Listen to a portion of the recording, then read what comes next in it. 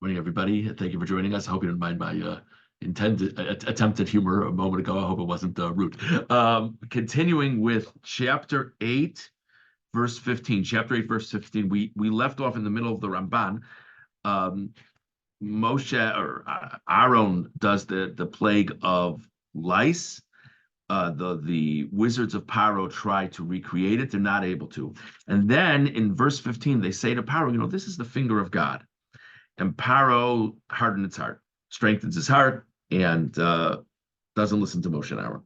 So what exactly do they mean when they say this is the finger of God? So the Ibn Ezra says something really interesting. The Ibn Ezra says, actually what they're saying to Paro is, don't worry about it. Doesn't mean anything. Why? Because they tried to do it and they couldn't do it.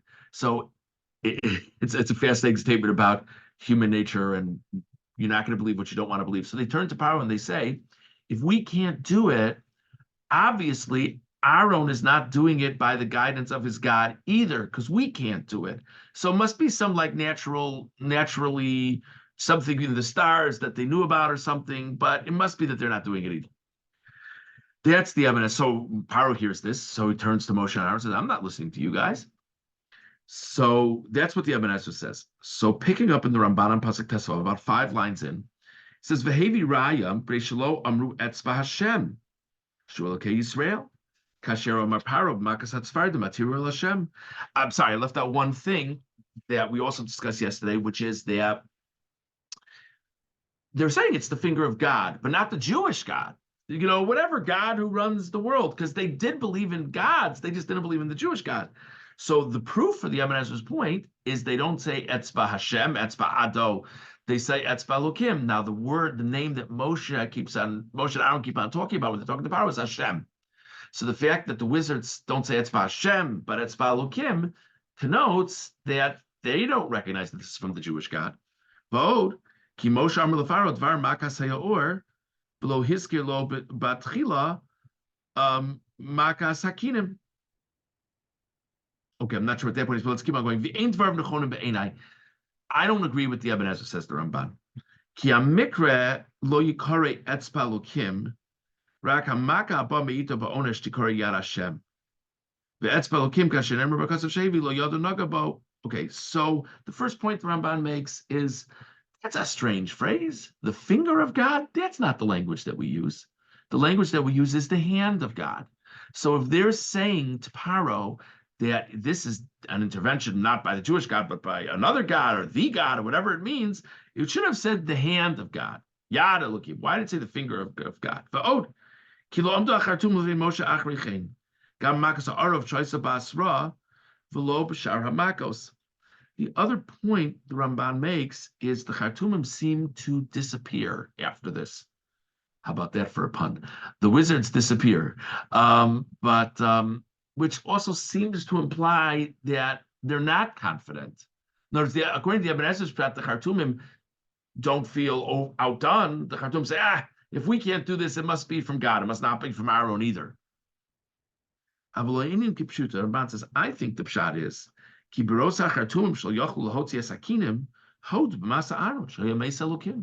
that when the wizards saw they weren't able to do what Aaron was able to do, they said, you know what? We're out. This man is doing things that we can't do. It must be that his God is doing it. And therefore, Paro didn't call them back because they clearly were outflanked by Aaron. So they're out. They admitted to Paro they can't do this stuff anymore. He's outclassed them.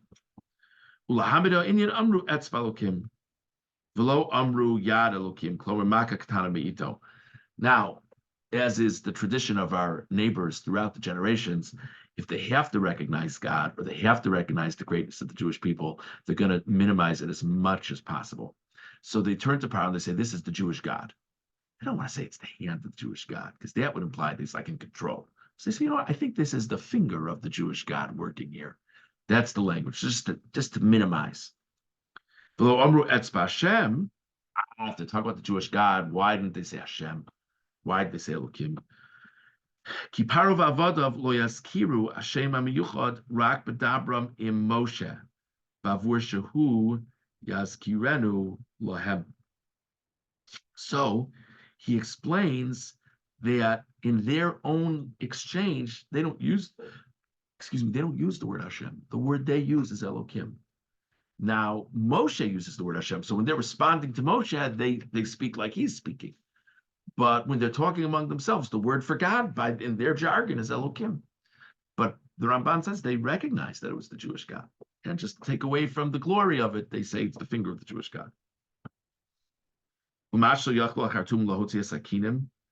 Why were the wizards not able to do anything about it? It's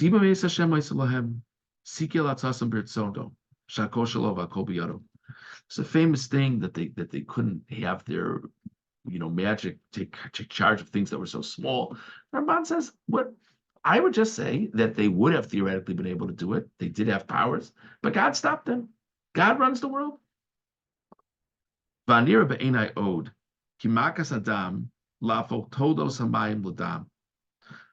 Ramban says the purpose of the plague of water is to shift it to blood. Plague of blood is to take the water and shift it to blood.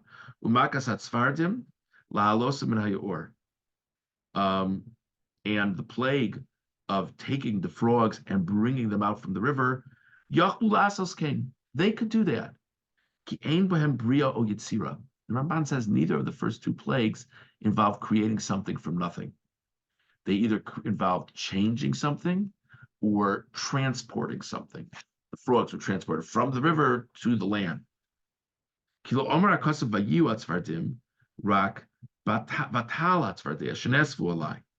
He's a really good point. When it talks about the frogs, it doesn't say there were frogs. It says that the frogs will come up, implying not the creation of frogs, but implying the transfer of frogs. Rak makas hakinim haisid. The plague of lice involved creation. Vein tave offer leos kinim. You can't make lice out of the dirt. And therefore, the language in the pasuk is vayaluchinim, and it was the lice. Okay, so that's just an interesting shot there. Okay, we're gonna go further, but it comes out a big difference between the Ibn Ezra and the Ramban. If at this moment the wizards are recognizing that Aaron is doing great things through Hashem, or they're not recognizing it. Okay, let's go on actually to verse 25. Okay, verse 25.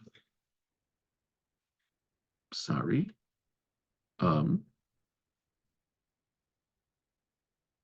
Okay. Actually, one more time. I'm just trying to see what we can get in here in the time. Okay, chapter 9, verse 11. Chapter 9, verse 11.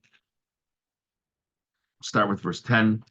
They took the ash by Amdulivnei Pharaoh, and they stood before Pharaoh. Vayisroko so Moshe Hashemayim, and Moshe threw the ash up into the air.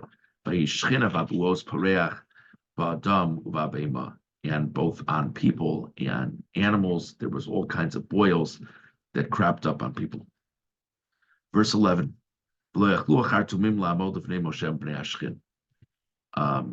wizards couldn't stand before Moshe because of the boils. Because the boils were on the wizards and all Egypt, so the wizards had to call in sick as well. Verse 12, this is the first time it says that Hashem hardened Pharaoh's heart. And that's the shot that we've seen in the commentaries, that actually the first 5 plagues, Pharaoh hardened his own heart. But according to at least one approach, Hashem only started hardening Pharaoh's heart at plague 6.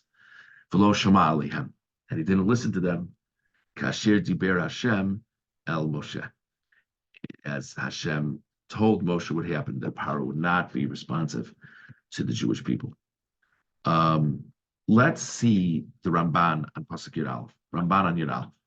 V'lo echlu achar tumim la'amod lefnei Moshe. Boshu v'hochlemu. The wizards were embarrassed. V'chafu rosham, and they covered their heads. Biyosam aleihem shchin, because they were full of these boils. V'lo yochlu malit nafsham, they couldn't save themselves. Cain lo bo al heichal hamelech, therefore they didn't come to Pharaoh's palace. V'lo niru l'fnei Moshe bachutzos, and they didn't even appear before Moshe in the streets. They were mortified because not only had Moshe and Aaron outdone them, but now they were stricken by the plagues themselves. Verse 12, next Ramban, I'm going to base, Vaychazek Hashem slave Paro. And Hashem hardened the heart of Paro. Tachein shebemakos rishonos hayu achartumim mechaskim eslibo lispor b'chachmasa metzlo. So it's a really interesting question. If you say that Hashem only started hardening Paro's heart on plague 6, it's a very basic question. So what changed between plague 5 and plague 6? What was it about plague 6 that Paro couldn't harden his own heart anymore? So the Ramban says a very interesting pshat. The Ramban says that now the wizards are out of the mix. Now the wizards are staying at home. So since the wizards are staying at home, there's nothing they can tell Paro to give him confidence against Moshe. They're out of the picture now. So now they're out of the picture. So now Paro, if left to his own devices, would succumb to the words of Moshe and Aaron, the acts of Moshe and Aaron. So now God gives him the strength that the wizards had been giving him. But now they hadn't come before him. There's nobody there to help him. There's nobody there to buck him up. He's left to his own shtuyot, as we say. There's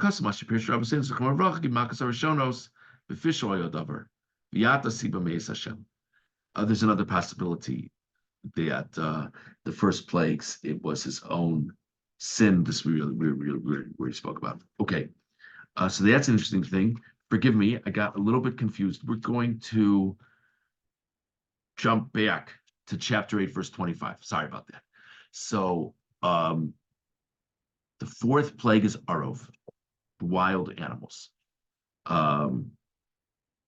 If you look at verse 24, Paro says, I'll let you go, just daven for me. Don't go too far, but just daven for me, to save me from these wild animals, save Egypt from these wild animals.